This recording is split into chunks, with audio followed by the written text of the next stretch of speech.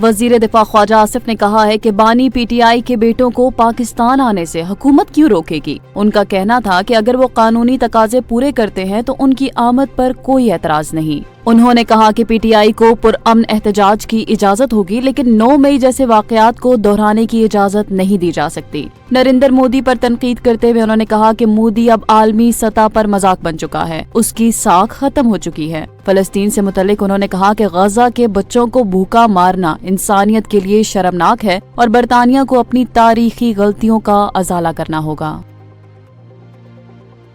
सिंध हुकूमत ने सूबे के सनती और तिजारती इदारों के मजदूरों के लिए कम अज कम माहाना उजरत 40,000 रुपए मुकर्रर कर दी है, जो 1 अगस्त 2025 से नाफिजुल अमल होगी। वजीर मेहनत सिंध के मुताबिक नीम हुनरमंदों की तनख्वाह 41,380, हुनरमंदों की 49,628 और आला हुनरमंदों की 51,745 रुपए मुकर्रर की गई है। ये फैसला तमाम रजिस्टर्ड और गैर रजिस्टर्ड इदारों पर लागू होगा और मर्दों खवातीन को यकसां उजरत दी जाएगी। फी घंटा कम अज कम उजरत 192 रुपए तय की गई है। सूबाई हुकूमत का कहना है कि ये इक़दाम महंगाई से मुतासरा मजदूर तबके को रिलीफ देने के लिए किया गया है।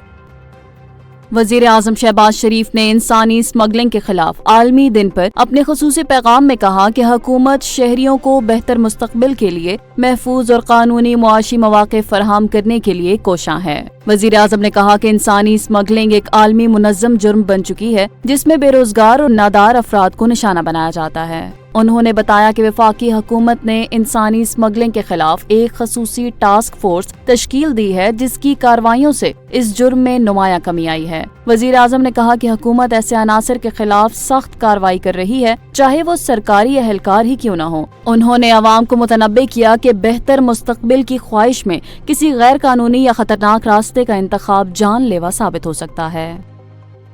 फील्ड मार्शल सैयद आसिम मुनीर ने कहा है कि भारत मार्के हक में शिकस्त खा चुका है और अब फितनतुल ख्वारिजुल हिंद जैसे गिरोहों के जरिए हाइब्रिड जंग छेड़ने की कोशिश कर रहा है। इस्लामाबाद में नेशनल वर्कशॉप बलोचिस्तान से खिताब करते हुए उन्होंने वाज़े किया कि दुश्मन की साजिशें बलोच अवाम की हुब्बुल वतनी को मुतज़लज़ल नहीं कर सकती। उन्होंने कहा कि बलोचिस्तान की तरक्की कौमी इत्तेहाद और इस्तेहकाम की जमानत है। पाक फौज दहशतगर्दी के मुकम्मल खात्मे तक अपनी जिद्दोजहद जारी रखेगी। आर्मी चीफ ने जोर दिया है कि पूरी कौम को दहशतगर्दी के खिलाफ मुत्तहिद होना होगा और हर अंदरूनी और बैरूनी खतरे का भरपूर जवाब दिया जाएगा।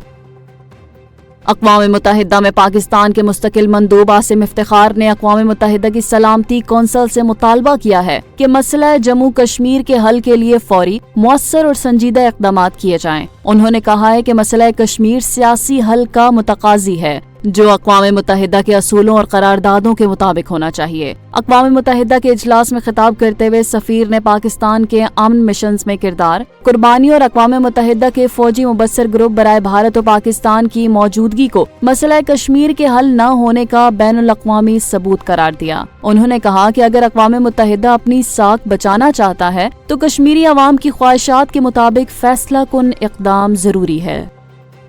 आलमी मालियाती फंड IMF ने अपनी ताज़ा रिपोर्ट में पाकिस्तान की इक़्तिसादी शरह नमू हुकूमती तखमीनों से कम रहने की पेशगोई की है। रिपोर्ट के मुताबिक रवां माली साल पाकिस्तान की मुआशी शरह नमू 3.6% रहने का इम्कान है, जबकि हुकूमत ने 4.2% का हदफ मुकर्रर कर रखा है। IMF ने मुमकिना बुलंद टैरिफ और आलमी गैर यकीनी सूरत हाल को पाकिस्तान समेत दुनिया भर की मईशत के लिए खतरा करार दिया है। रिपोर्ट में कहा गया है कि अगरचा आलमी सतह पर महंगाई में कमी और माली हालात में बेहतरी आ रही है, मगर जियोपॉलिटिकल कशीदगियां अब भी एक बड़ा चैलेंज हैं। IMF ने एतमाद की बहाली, पॉलिसी इस्तेहकाम और साजगार माली हालात को मुस्तकबिल की अहम तरजीहात करार दिया है।